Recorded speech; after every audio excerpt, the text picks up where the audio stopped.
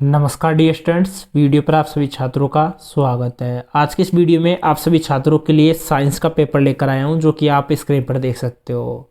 जैसा कि आप सभी छात्रों को पता है कि आपका 28 मार्च को पेपर होने वाला है, जो कि आपका 2023 यानी कि जो इससे बार का जो पेपर होगा सेम इसी प्रकार से, यानी कि नए पैटर्न के साथ इसी प्रकार से आपका पेपर आने वाला है। साथ ही में आपके लिए मैं 2020 साथ में 2021 के भी पेपर अपलोड करूंगा। वो सभी पेपर आपको इसी यूट्यूब चैनल के माध्यम से प्रोवाइड करवाए जाएंगे। अगर आप मुझे कमेंट बॉक्स में बोलोगे उस चीज़ के लिए, तो मैं आपको ज़रूर जो पेपर है वो और भी प्रोवाइड करवा दूंगा। और देखो, ये पेपर मैं आपको बताने जा रहा हूँ, ये विद सॉल्यूशन आपको बताऊंगा। एक एक पॉइंट बिल्कुल सॉल्यूशन के साथ में आपको क्लियर करने वाला हूँ, जिससे आपकी जो तैयारी है वो भी आपको पता लग जाएगी कि कितने आप पानी में हो। ठीक है, तो आपका ये 2 घंटे 45 मिनट का पेपर है। 80 नंबर का आपका पेपर है। 20 नंबर आपके शतरंज के भेजे जाते हैं, जो कि आपकी स्कूल के द्वारा भेजे जाते हैं। जैसे काफ़ी बंदरों के 19 नंबर, काफ़ी के 20, काफ़ी के 18। ठीक है,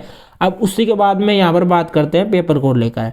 सभी क्वेश्चन आपके लिए इंपॉर्टेंट है, तो विद सॉल्यूशन आपको यहाँ पर मैं बताने जा रहा हूँ। तो फर्स्ट क्वेश्चन है कि निम्न प्रश्नों के उत्तर का सही विकल्प चयन कर उत्तर पुस्तिका में लिखिए। पहला क्वेश्चन है, मानव में हृदय एक तंत्र का भाग है जो संबंधित है। वो किससे संबंधित है? वो संबंधित है परिसंचरण से। ठीक है, इसके बाद में जो दूसरा क्वेश्चन है, कौन से यंत्र द्वारा रक्त दाब नापा जाता है? वो नापा जाता है स्पाइगमोमेनोमीटर से। ठीक है, तीसरा क्वेश्चन है, आउटू ग्रंथि को थायरोक्सिन हार्मोन बनाने के लिए आवश्यक है। वो आवश्यक है आयोडीन के लिए। ठीक है, चौथा क्वेश्चन है, सभी अनैच्छिक क्रियाओं पर नियंत्रण मस्तिष्क पर कौन सा भाग करता है? वो भाग करता है मेडुला। ठीक है, मेडुला करता है। इसी के बाद में पांचवा क्वेश्चन है, निम्नलिखित में से कौन से पदार्थ में क्रिस्टल जल उपस्थित नहीं है? कौन से पदार्थ में क्रिस्टल जल उपस्थित नहीं है? वो है बेकिंग सोडा में, वैसे धोने के सोडा में, जिप्सम में, प्लास्टर ऑफ पेरिस में, सभी में उपस्थित होते हैं। नेक्स्ट क्वेश्चन है छठा, कि दिए गए चित्रानुसार उपरोक्त अभिक्रिया में बनने वाली गैस एक्स को पहचानिए। इसको आपको पहचानना है। जैसे कि यहाँ पर 4 ऑप्शन दिए गए हैं, तो छठे का आंसर होगा आपका H2 यानी हाइड्रोजन। नेक्स्ट क्वेश्चन है, सभी क्वेश्चन आपके लिए बहुत ज़्यादा इंपॉर्टेंट है, तो लगातार वीडियो को देखते रहना। एक तत्व क्यों मुलायम है और चाकू से आसानी से काटा जा सकता है? तत्व ठंडे जल के साथ तेजी से अभिक्रिया करता है। निम्नलिखित में से तत्व को पहचानिए। वो है के, यानी कि आपका पोटेशियम। ठीक है, नेक्स्ट क्वेश्चन है 8वां, वो है कि परावर्तन के नियम लागू होते हैं। किसके ऊपर लागू होते हैं? वो उपरोक्त सभी के लिए लागू होते हैं। इसके बाद में लास्ट जो 9वां क्वेश्चन है, वो है कि पानी का अपरिवर्तनांक 1.33 है। पानी में प्रकाश की चाल क्या होगी? प्रकाश की चाल जो पानी में होगी वो होगी 2.26 गुणा 10⁸ मीटर पर सेकेंड। ठीक है, इसी के बाद में 10वें नंबर का क्वेश्चन है, विद्युत आवेश का एसआई मात्रक है। विद्युत आवेश का जो एसआई मात्रक है वो है कूलाम। ठीक है, कूलाम इसका एसआई मात्रक है। 11वें नंबर का क्वेश्चन है कि दिए गए परिपथ में बिंदु ए एवं बी के मध्य तुल्य प्रतिरोध है। तो जो तुल्य प्रतिरोध है वो है 2 ओम। इसके बाद में नेक्स्ट क्वेश्चन है 12वें नंबर का, कि विद्युत धारा उत्पन्न करने की युक्ति को क्या कहते हैं? उसको कहते हैं, सबको पता है, विद्युत जनित्र उसको बोलते हैं। ठीक है, इसके बाद यहाँ से दूसरा क्वेश्चन स्टार्ट हो जाएगा, जिसमें कि आपको जो रिक्त स्थान है वो आपको भरने हैं। रिक्त स्थानों की पूर्ति कीजिए। तो दूसरे का जो पहला क्वेश्चन है उसके बारे में बात करते हैं। स्रावित हार्मोन के समय और मात्रा को खालिस्तान क्रियाविधि से नियंत्रित किया जाता है, पुनर्भरण से। ठीक है, पुनर्भरण से किया जाता है। दूसरा है, संदेश संचारित करने के लिए तंत्र विद्युत आवेग को प्रयोग करता है। क्या है? विद्युत आवेग को। ठीक है, तीसरा है, पारितंत्र में एक पोषी स्तर से दूसरे पोषी स्तर में ऊर्जा की कमी या ह्रास होती है। चौथे नंबर का क्वेश्चन है, टिहरी बांध नदी पर बना है। कौन सी नदी पर बना है टिहरी बांध? वो बना है गंगा नदी पर। 5वां क्वेश्चन है प्रतिबिंब दूरी v तथा बिंब दूरी u का अनुपात लेंस को व्यक्त करता है, तो वो है आवर्धन को। ठीक है। 6वां क्वेश्चन है विद्युत बल्बों के तंतुओं के निर्माण में खालिस्तान का उपयोग किया जाता है, टंगस्टन का उपयोग किया जाता है। ठीक है, बल्बों के जो तंतु रहते हैं उनको लेकर है। 3 नंबर का क्वेश्चन है तंत्रिका ऊतक किसके संगठित जाल का बना होता है? तंत्रिका ऊतक बना होता है न्यूरॉन या तंत्रिका तंत्र का। ठीक है। इसका 2nd क्वेश्चन है कौन सी अंतःस्रावी ग्रंथि मानव शरीर की वृद्धि का नियमन करती है? वो करती है पीयूष ग्रंथि। बहुत इंपॉर्टेंट ग्रंथि है, हमेशा पूछी जाती है, याद रख लेना। 3 है CFC का पूरा नाम क्लोरोफ्लोरो कार्बन, इसका पूरा नेम है। मानव के कौन से अंग में कोलिफॉर्म जीवाणु पाया जाता है? वो पाया जाता है आंत में। ठीक है, आंत में। पुनर्चक्रण क्या होता है? वस्तुओं का पुनः मतलब कि दोबारा से यूज करना ही पुनर्चक्रण कहलाता है। 6 नंबर का क्वेश्चन है संतरे में पाए जाने वाले अम्ल का क्या नाम है? उसका नाम है सिट्रिक अम्ल। 7वें नंबर का क्वेश्चन है अम्ल के जलीय विलयन द्वारा विद्युत के संचालन का नामांकित चित्र आपको बनाना है, वो आपको खुद से नोटबुक में देखकर बना लेना है। ठीक है। 8वें नंबर का क्वेश्चन है स्वाद के आधार पर अम्ल व क्षार में अंतर आपको स्पष्ट करना है, वो आप कर सकते हो। जैसे कि अम्ल स्वाद में खट्टे होते हैं और क्षार स्वाद में कड़वे होते हैं, बिल्कुल नॉर्मल अंतर होता है। 8वें नंबर का क्वेश्चन है दंत क्षय का कारण क्या है? 8वें नंबर का जो क्वेश्चन है कि दंत क्षय का कारण क्या है? दंत यहाँ पर गिरने लग जाते हैं। 10वें नंबर का क्वेश्चन है मतलब कि 9वें नंबर के बाद में 10वें नंबर का क्वेश्चन है किसी विद्युत यानी कि एक तरीके से दंत क्षय का कारण तो यही हो सकता है कि जो मुंह का pH है वो 5.5 से कम हो जाता है, तो इससे दंत क्षय स्टार्ट हो जाता है, इससे दंत क्षय स्टार्ट हो जाता है। 10वें नंबर का क्वेश्चन है कि किसी विद्युत परिपथ में धारा नियंत्रक का कार्य है, वो है प्रतिरोध को परिवर्तित कर विद्युत धारा नियंत्रण करना। इसके बाद में 10 के बाद में जो 11वें नंबर का क्वेश्चन है उसकी बात करते हैं कि प्रत्यावर्ती धारा तथा दिष्ट धारा में क्या अंतर है। देखिए प्रत्यावर्ती धारा, इसकी धारा निश्चित समय अंतराल के बाद परिवर्तित होती है और जो दिष्ट धारा होती है उसकी दिशा निश्चित, इसकी दिशा निश्चित समय अंतराल के बाद में परिवर्तित नहीं होती है।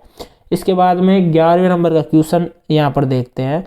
11वें नंबर का क्वेश्चन है किसी विद्युत धारावाही सीधी लंबी परिनलिका के भीतर उत्पन्न चुंबकीय क्षेत्र किस प्रकार का है? तो वो एक समान प्रकार का। किस प्रकार का है? एक समान प्रकार का।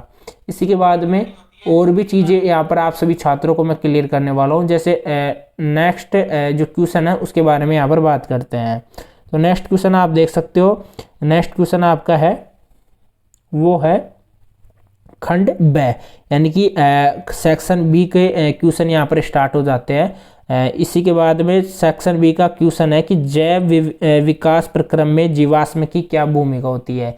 जैव विकास प्रक्रम में जीवाश्म की क्या भूमिका होती है, ये आप सभी को यहाँ पर क्लियर करना है, जो कि आप सभी छात्रों को यहाँ पर मैं क्लियर कर रहा हूँ।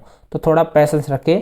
तो जीवाश्म को देखकर हम उस जीव की भारी आकृति का पता लगा सकते हैं, एक तो ये हो गया। साथ में जीवाश्म से उस जीव की आयु का पता लगाया जा सकता है। ठीक है, ये चीज़ होती है। इसके बाद में 5वां क्वेश्चन है जो कि यहाँ पर देख सकते हो, मानव में दोहरा परिसंचरण क्यों आवश्यक है? काफ़ी बड़ा इसका आंसर है। एक तरीके से मैं बताऊँ तो जैसे कि हृदय का दायां व बायां बंटवारा ऑक्सीजनित तथा विऑक्सीजनित रुधिर को मिलने से रोकने में लाभदायक होता है। इस प्रकार का बंटवारा शरीर को उच्च दक्षतापूर्ण ऑक्सीजन की पूर्ति करता है। पक्षी और स्तनधारी जैसे जंतुओं के लिए बहुत लाभदायक है, क्योंकि इन्हें अपने शरीर का तापक्रम बनाए रखने के लिए निरंतर ऊर्जा की आवश्यकता होती है। तो ये होता है कि मानव में दोहरा परिसंचरण क्यों आवश्यक है। ठीक है, तो ये मैंने आपको बता दिया है और बाकी आप एक बार इनको गूगल करके भी देख लेना या अपनी नोटबुक से पहचान लेना। 6 नंबर का क्वेश्चन है कि मेंढक और छिपकली के समजात अंग का चित्र आपको बनाना है। तो आपको ये खुद से बनाना है। आप इस चीज़ का खुद से ध्यान रखें। आप खुद इसका बना सकते हैं आप। को ये शायद आपकी नोटबुक है, नोटबुक में भी देखने को मिल जाएगा, ये चित्र आप खुद से बना लेना। ठीक है, नेक्स्ट जो क्वेश्चन है कि पारितंत्र में उत्पादक व उपभोक्ता किसे कहते हैं। जो पारितंत्र में उत्पादक और जो क्या बोलते हैं उपभोक्ता क्या है, तो वो आपको मैं बता देता हूँ कि पारितंत्र में उत्पादक कि वे जीव जो अपना भोजन स्वयं, देखिए एक बार मैं आपको क्लियर कर देता हूँ उत्पादक और उपभोक्ता के बीच में संबंध को, कि वे जीव जो अपना भोजन स्वयं सूर्य के प्रकाश से बनाते हैं उत्पादक कहलाते हैं। जैसे पेड़ हो गए, पौधे, नीलहरित शैवाल। साथ में उपभोक्ता की बात करें तो वे जीव जो प्रत्यक्ष या परोक्ष रूप से उत्पादकों पर निर्भर रहते हैं उनको उपभोक्ता कहलाते हैं, जैसे कि जीव जंतु। ठीक है, जैसे घास पर, इन पर ये डिपेंड रहते हैं। इन चीज़ों का ध्यान रखिए आप सभी। ठीक है, नेक्स्ट क्वेश्चन रहता है, नेक्स्ट क्वेश्चन की भी यहाँ पर बात करेंगे आप सभी छात्रों के साथ में। देखिए नेक्स्ट क्वेश्चन आपका है डायग्राम को लेकर। लोह धातु पर भाप की क्रिया का नामांकित चित्र आप सभी छात्रों को बनाना है। 8वें नंबर का क्वेश्चन है, इसको एक बार आप क्लियरली देख सकते हो। इसके बाद में जो 9वें नंबर का क्वेश्चन है कि लवण के विलयन की चालकता की जांच का नामांकित चित्र, ये भी आपको खुद को ही बनाना है। तो ये चित्र आप अपनी नोटबुक से देख लेना, आपकी नोटबुक में ये सभी चित्र ऑलरेडी दे रखे हैं, तो खुद से एक बार ट्राई कर लेना, कोई दिक्कत नहीं है। ठीक है, इसके बाद में 10वें नंबर का क्वेश्चन देखते हैं, जो कि यहाँ पर आपके ऊपर देखने को मिल जाएगा कि मैग्नीशियम रिबन आयु में दहन कर वोच गिलास में इकट्ठे होने वाले उत्पाद के नाम सहित नामांकित चित्र बनाइए। तो इसका एक तरीके से मैग्नीशिया ऑक्साइड हो सकता है, और इसका भी आपको चित्र बनाना है। देखो यहाँ पर क्या होता है, हमेशा जो आपका साइंस का पेपर आता है तो इसमें जो चित्र हैं वो आपसे काफ़ी ज़्यादा बनवाए जाते हैं। अब 11वें नंबर का क्वेश्चन देख सकते हो कि ऊष्मा शोषी व ऊष्मा क्षेपी अभिक्रियाओं को परिभाषित कीजिए। अब कौन कौन से ऐसे स्टूडेंट हैं जिनको ये चीज़ नहीं पता है। अगर आपको ये चीज़ नहीं पता है ना, तो आपका पढ़ने का कोई मतलब नहीं है, क्योंकि ये आपको लगातार पढ़ाया जा रहा है ऊष्मा शोषी और ऊष्मा क्षेपी के बारे में। तो ये चीज़ें आपको पता होनी चाहिए। जितने भी स्टूडेंट यहाँ पर देख रहे हैं, मैं तो ये चीज़ें आपको लगातार बताते भी आता हूँ। और जैसे ऊष्मा क्षेपी और ऊष्मा शोषी की मैं बता भी देता हूँ कि ऐसी अभिक्रिया जिसमें उत्पाद के साथ ऊष्मा का भी निर्माण होता है, यानी कि उत्पाद के साथ ऊष्मा का निर्माण होता है, उसे तो कहते हैं क्या, ऊष्मा क्षेपी। ओके, उसको तो कहते हैं ऊष्मा क्षेपी।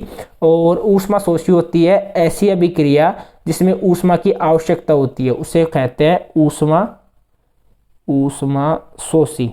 ठीक है, उसको कहते हैं ऊष्मा शोषी। जैसे कि अभी यहाँ पर ऊष्मा शोषी बोलते हैं कि ऊष्मा क्षेपी में तो आपको ऊष्मा का निर्माण भी होता है। इसी के साथ में 12वें नंबर का क्वेश्चन देख सकते हो, तन्यता को परिभाषित कीजिए और सबसे अधिक तन्य धातु का नाम लिखिए। देखिए आप सभी को मैं बताना चाहूँगा कि तन्यता का मतलब ये होता है कि किसी चीज़ को पीट के इतना चपटा बना देना। सबसे ज़्यादा तन्यता का गुण एक तरीके से सोने में पाया जाता है, कि सोने को सबसे ज़्यादा पीट के एक तरीके से तन्य बना दिया जाता है। वैसे धातु को पतले तार के रूप में खींचे जाने की क्षमता को तन्यता कहते हैं, और सबसे तन्य धातु सोना होती है, ये मैंने आपको ऑलरेडी बता दिया है। 13वें नंबर का क्वेश्चन है कि प्रकाश के अपवर्तन के दोनों नियम आपको लिखने हैं। तो दोनों नियम आप जैसे कर सकते हो, जैसे एक तो आपतित किरण और एक होती है अपवर्तित किरण तथा अभिलंब, तीनों एक ही तल में होते हैं। सेकंड है आपतन कोण की ज्या तथा अपवर्तन कोण की ज्या का अनुपात स्थिर होता है, इसे स्नेल का नियम भी कहते हैं। तो ये चीज़ें आपको पता होनी चाहिए, मैं बार बार आपको बता भी रहा हूँ। तो इसके बाद में नेक्स्ट क्वेश्चन की बात करते हैं। तो यहाँ पर आपके 13 क्वेश्चन कंप्लीट हो चुके हैं। नेक्स्ट क्वेश्चन की बात करते हैं, जो कि आपका 14 नंबर का क्वेश्चन है, इसकी बात करते हैं। तो 14 नंबर का क्वेश्चन आपका श्रेणी क्रम को लेकर है। तो देखिए यहाँ पर स्क्रीन पर कि श्रेणी क्रम में संयोजित 4 प्रतिरोधों R1, R2, R3, R4 के तुल्य प्रतिरोध ज्ञात करने के सूत्र की व्युत्पत्ति कीजिए। तो ये आपको ये करना है, जैसे कि कुछ इस प्रकार का डायग्राम रहता है। वैसे तो मैंने आपको यहाँ पर नहीं बता सकता, लेकिन फिर भी मैं कोशिश करता हूँ। जैसे कि कुछ इस प्रकार का डायग्राम रहता है, जो कि यहाँ पर एक बार मैं स्क्रीन पर क्लियर भी कर देता हूँ आप सभी छात्रों को, जिससे कि आपको ध्यान रहेगा। वैसे एक बार इसको देख लोगे तो आपको ये सब कुछ ध्यान आ जाएगा। ठीक है, कुछ इस प्रकार का डायग्राम रहता है जो कि यहाँ पर मैंने आपके लिए स्क्रीन पर बनाया है। यहाँ पर रहेगा प्लस, यहाँ पर रहेगा माइनस और यहाँ पर रहेगा V। ठीक है, ये इधर रहेगा V1, V2, V3, V4 और यहाँ पर नीचे रहेगा R1, R2 प्रतिरोध, R3 और R4। ठीक है, ये इधर आ जाएगा A और इधर आ जाएगा E। तो ये तो आपका डायग्राम बनेगा। उसी के साथ में जो सूत्र है उसकी व्युत्पत्ति आपको खुद को करनी है। इन चीज़ों का ध्यान रखें कि जो व्युत्पत्ति करनी है वो आपको खुद को करनी है। एक बार आप खुद से देख लेना। और जो भी रहता है जैसे कि V1 का मान, जैसे कि एक बार मैं आपको बता देता हूँ, ये आपका डायग्राम रहेगा। और जैसे V1 का मान हो गया V1 इक्वल IR1। और अब काफ़ी छात्र बोलेंगे I यहाँ पर कहाँ पर आया, तो ओम के नियम से आया। यहाँ पर V इक्वल IR, तो इसी प्रकार से यहाँ पर IR1 और IR2 हो जाएगा। R2 में विभवांतर V2। ठीक है, तो ये चीज़ आप खुद से देख लेना। और बाकी तो ये चीज़ें क्लियर आपको हो ही जाती है। अगर नहीं देखा है तो आप देख लेना। लास्ट में जो आपका निकल के आएगा जो आउटपुट, वो सूत्र रहेगा, वो आपका रहेगा R equal R1 plus R2 plus R3 plus R4। ठीक है, ये सूत्र आपका निकल के आएगा। तो एक बार ये जो भी सूत्र है इसकी व्युत्पत्ति आप खुद से देख लेना। ठीक है, अब इसके बाद में जो नेक्स्ट क्वेश्चन है उसकी बात करते हैं, जो 15वें नंबर का क्वेश्चन है। ठीक है, 15वें नंबर का क्वेश्चन क्या है कि एक ओम प्रतिरोध में 10 A धारा 2 सेकंड प्रवाहित करने पर उत्पन्न ऊष्मा की मात्रा आपको ज्ञात करना है। तो देखिए, प्रतिरोध हो गया आपका R। ठीक है, R हो गया आपका 4 ओम। इसके बाद में विद्युत धारा होगी आपकी I हो गया आपका 10A और समय हो गया आपका 2 सेकंड। ठीक है, 2 सेकंड। ठीक है, अब ये आपका सूत्र हो गया। ऊष्मा का सूत्र आप जानते हो। ऊष्मा को आप डायरेक्ट जैसे कि एक बार मैं इसको बैक करता हूँ, ऊष्मा को आप डायरेक्ट इसको H बोल सकते हो। ठीक है, H इक्वल इसका सूत्र होता है I² RT। ठीक है, मैं डायरेक्ट आपको बता रहा हूँ, इनका ध्यान रखना है। इसको बोलते हैं प्रतिरोध, इसको बोलते हैं विद्युत धारा और इसको बोलते हैं समय। H का मतलब हो गया ऊष्मा और ये उसका सूत्र हो गया। तो यहाँ पर अपन कर देते हैं, फर्स्ट में अपन लेते हैं विद्युत धारा। तो विद्युत धारा का अपन को करना है स्क्वायर। ठीक है, यहाँ पर गुणा में लेंगे, यहाँ पर लेंगे, इसके बाद में प्रतिरोध 4, इसके बाद में फिर से गुणा और यहाँ से लेंगे समय।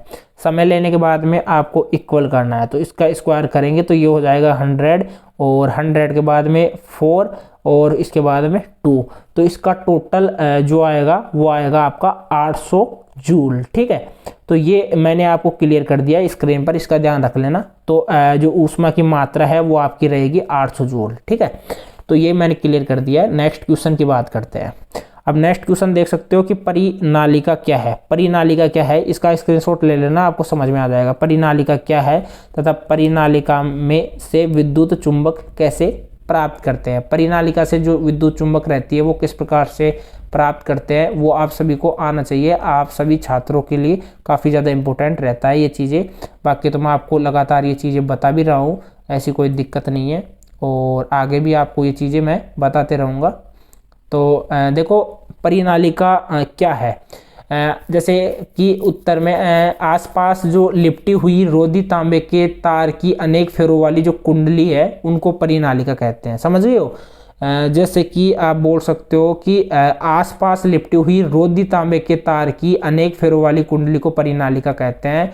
और परिनालिका में जब विद्युत धारा प्रवाहित की जाती है तो उसके चारों ओर चुंबकीय क्षेत्र उत्पन्न होता है और परिनालिका का एक सिरा उत्तर तथा दूसरा सिरा दक्षिण ध्रुव की भांति व्यवहार करता है। परिनालिका के भीतर उत्पन्न, ठीक है, उत्पन्न प्रबल चुंबकीय क्षेत्र का उपयोग किसी चुंबकीय पदार्थ नरम लोहे की परिनालिका के भीतर रखकर चुंबक बनाने में किया जाता है। इस प्रकार के चुंबक को विद्युत चुंबक भी कहते हैं। आपको पता होगा विद्युत चुंबक यानी कि I और ये चुंबक रहता है वो पता होगा। ठीक है, एक क्वेश्चन आपका क्लियर हो चुका है। इसके बाद में यहाँ पर जो नेक्स्ट खंड है वो आपका स्टार्ट हो जाएगा खंड से।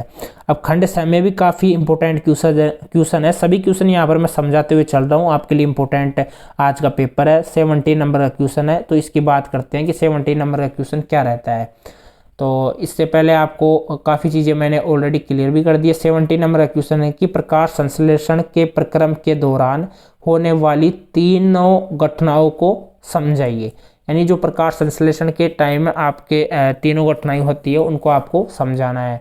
या इसी के अथवा में नेक्स्ट क्वेश्चन है कि गैसों के विनिमय, ठीक है, गैसों के विनिमय के लिए मानव फुफ्फुस की कार्यप्रणाली को समझाइए। तो इनके आंसर आप खुद देख लेना, आपको आपकी जो नोटबुक है नोटबुक में आपको देखने को मिल जाएगा, ऐसी कोई दिक्कत नहीं है। ठीक है, नेक्स्ट क्वेश्चन देखते हैं कि प्लेन एरिया का चित्र बनाइए। ये चित्र आपको खुद को स्वयं को बनाना है और बनाने के बाद में विकास के संबंध में जीवाश्म के महत्व को आपको समझाना है। नोटबुक में मिल जाएगा। मेंडल के किसी एक विकल्पी जोड़े के संकरण, मेंडल के किसी एक जोड़े के संकरण को आरेख चित्र द्वारा समझाइए। ठीक है, आरेख चित्र द्वारा आपको यहाँ पर समझाना है। उसके बाद में नेक्स्ट बात करते हैं, काफ़ी चीज़ें आपके लिए इम्पोर्टेंट है, वो मैं लगातार जो पेपर वगैरह है वो मैं क्लियर करते जा रहा हूँ। अब यहाँ पर बात करते हैं आपके 19वें नंबर के क्वेश्चन की। ठीक है, 19वें नंबर का क्वेश्चन देख सकते हो, जो कि है इसके दो पार्ट है। फर्स्ट है कि ऑक्सीजन उपचयन अभिक्रिया को उदाहरण सहित समझाइए, और दूसरा है आपका निम्नलिखित रासायनिक समीकरण को संतुलित कीजिए। ये दो क्वेश्चन है, दोनों ही आपके लिए इम्पोर्टेंट है, तो आप चाहो तो ये दोनों क्वेश्चन कर सकते हो। ठीक है, इसके बाद में इसी के अथवा में दो क्वेश्चन और दे रखे हैं। अपचयन अभिक्रिया को उदाहरण सहित समझाइए और निम्नलिखित रासायनिक समीकरण को संतुलित कीजिए। तो दो क्वेश्चन है, दोनों में से आपको जो आता है वो कर लेना। इसके बाद में 20वें नंबर का क्वेश्चन है कि विद्युत मोटर का क्या सिद्धांत है। विद्युत मोटर का नामांकित चित्र बनाकर कार्यप्रणाली समझाइए। इसका पूरा एक तरीके से जो थ्योरी है आपकी बुक में मिल जाएगी, जो चित्र है वो मिल जाएगा। अगर आपने नोट्स लिखा है तो नोट्स में इसके पूरे डिटेल दे रखे हैं, तो एक बार नोट्स आप ज़रूर ट्राई कर लेना। नोट्स का मैं आप सभी को बता देता हूँ। इसके बाद में इसी के अथवा में नेक्स्ट क्वेश्चन है कि फ्लेमिंग का वोम हस्त नियम लिखिए। किन्हीं चुंबकीय क्षेत्र में रखे विद्युत धारावाही चालक पर चित्र द्वारा व्युत्पन्न को समझाइए। ये 20वें नंबर का क्वेश्चन है, जो कि आप सभी छात्रों को आना चाहिए, क्योंकि ये चीज़ें आपके जो टीचर्स हैं वो काफ़ी बार बार डीपली समझाने की कोशिश करते हैं। इसके बाद में नेक्स्ट खंड की बात करते हैं। जो लास्ट खंड है आपका है वो है डी खंड है। ठीक है, इसमें काफ़ी क्वेश्चन दिए जा रहे हैं आपके लिए।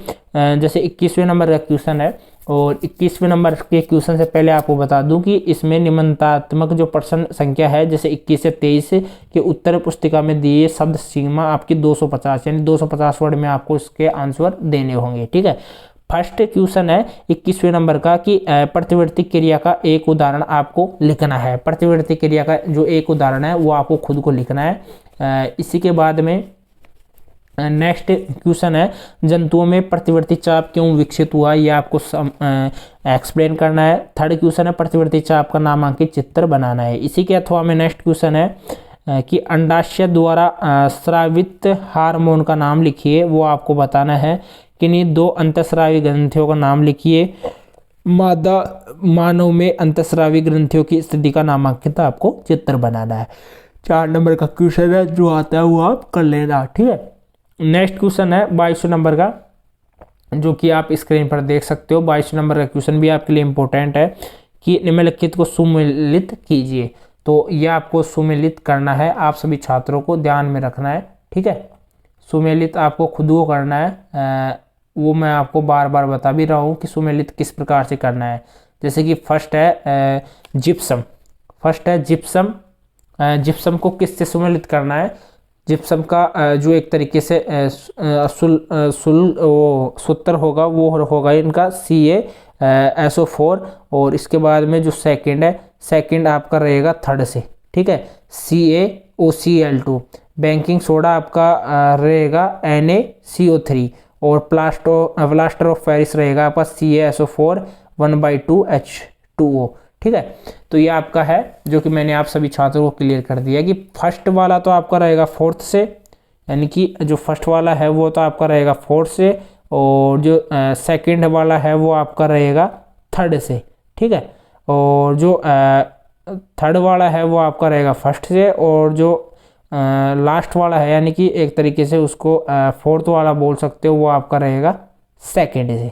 ठीक ठीक है, ये चीज़ आपको क्लियर होनी चाहिए। ये मैंने आपको क्लियर कर दिया है। एक बार मैं फिर से आप सभी को बता देता हूँ। जिप्सम आपकी इधर रहेगी, देखिए जिप्सम, ये देखिए आप खुद देख सकते हो चीज़ें, यानी कि जिप्सम का तो ये सूत्र है, ये आपका यहाँ से देख सकते हो, ये आपका रहेगा फर्स्ट, यानी जिप्सम का ये हो जाएगा, विरंजक चूर्ण है उसका ये हो जाएगा, ठीक है।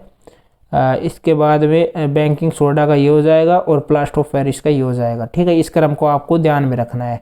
नेक्स्ट क्वेश्चन की बात करते हैं, नेक्स्ट क्वेश्चन की। तो नेक्स्ट क्वेश्चन आप देख सकते हो कि जब साधारण नमक के जलीय विलयन में विद्युत धारा प्रवाहित की जाती है तो सोडियम हाइड्रोक्साइड के साथ जो दो गैसें एक्स व वाई निकलती है, गैस एक्स फटफट की ध्वनि के साथ जलती है तथा गैस वाई जल को कीटाणु मुक्त करने के लिए उपयोगी गैस व वाई कौन सी होगी, उनके नाम आपको लिखने हैं। उनके नाम क्या है वो नाम आपको यहाँ पर लिखने हैं, ठीक है। तो अगर आपको पता है तो आप यहाँ पर लिख सकते हो या आप मुझे कमेंट बॉक्स में बता देना। अगर नहीं पता है तो आप अपनी जो नोटबुक है उससे देख लेना, ठीक है। नेक्स्ट क्वेश्चन की बात करते हैं। नेक्स्ट क्वेश्चन आपका है सेकेंड नंबर का, जो आप देख सकते हो, अथवा यहाँ पर आपको क्रम दिया गया है कि उपरोक्त सारणी के आधार पर पदार्थों की हाइड्रोजन आयन की सांद्रता के घटते क्रम में आपको लिखना है। हाइड्रोजन आयन की घटते क्रम में आपको लिखना है, ठीक है। अभी जैसे यहाँ पर देख रहे हो तो यहाँ से घटते क्रम में आपको मैं लिखकर बता देता हूँ। जैसे कि ये तो आपका हो जाएगा सेकंड, ये थर्ड, और ये आपका फर्स्ट, और ये आपका फोर्थ, ठीक है। घटता हुआ क्रम आपका ये रहेगा, यानी कि फर्स्ट नंबर पे तो आपका ये आएगा, सेकंड नंबर पे आपका ये आएगा, थर्ड नंबर पे सिरका आएगी और फोर्थ नंबर पर टमाटर का रस आएगा। नेक्स्ट क्वेश्चन है, जब एक सोडियम यौगिक X की तनु HCl के साथ अभिक्रिया होती है तब लवण जल व एक गैस वायु होती है। यौगिक X का पावरोटी ब्रेड को मुलायम व स्पंजी बनाने के लिए उपयोगी होता है। गैस वायु चूने पानी को दूध या श्वेत अवक्षेप करती है। यौगिक X व Y का नाम आपको लिखना है, ठीक है। यौगिक X एंड Y का आपको नेम लिखना है। इसी के बाद में नेक्स्ट क्वेश्चन देखते हैं। नेक्स्ट क्वेश्चन है, अवतल दर्पण के फोकस की परिभाषा आपको लिखनी है। अवतल दर्पण रहता है, उसके फोकस की जो परिभाषा है वो आपको खुद को क्लियर करनी है कि उसकी परिभाषा रहती है वो क्या रहती है, वो आपको यहाँ से क्लियर करना है, ठीक है। अवतल दर्पण की बात कर रहा हूँ यहाँ पर। जैसे अवतल दर्पण किस प्रकार से बनता है, काफ़ी छात्रों को नहीं पता। अवतल का ये रहता है शेड्यूल, ठीक है, ये शेड्यूल रहता है अवतल दर्पण का। ध्यान में रखना इस चीज़ को, बार बार आपको मैं बोलता हूँ। ये ऐसे यहाँ से आगे बढ़ जाता है ऐसे, ठीक है। नेक्स्ट क्वेश्चन की बात करते हैं। काफ़ी क्वेश्चन है यहाँ पर देख सकते हो। लेंस की क्षमता से आपका क्या आशय है। एक डॉक्टर +2.0D क्षमता का संशोधक लेंस निर्धारित करता है। लेंस की फोकस दूरी ज्ञात कीजिए। यह किस प्रकार का लेंस है। यह अवतल लेंस द्वारा प्रतिबिंब का बनना दर्शाने के लिए कोई एक किरण चित्र भी आपको बनाना है, ठीक है। ये क्वेश्चन थे जो कि आप सभी के क्लियर हो चुके हैं, जितने भी स्टूडेंट यहाँ पर देख रहे हैं। आज के लिए इतना ही, और इस वीडियो को ज़्यादा से ज़्यादा शेयर कर देना अपने दोस्तों को, जिससे कि उनको ये चीज़ें पता लग सके कि जो पेपर है वो मैंने आपको क्लियर कर दिया है। Okay, bye.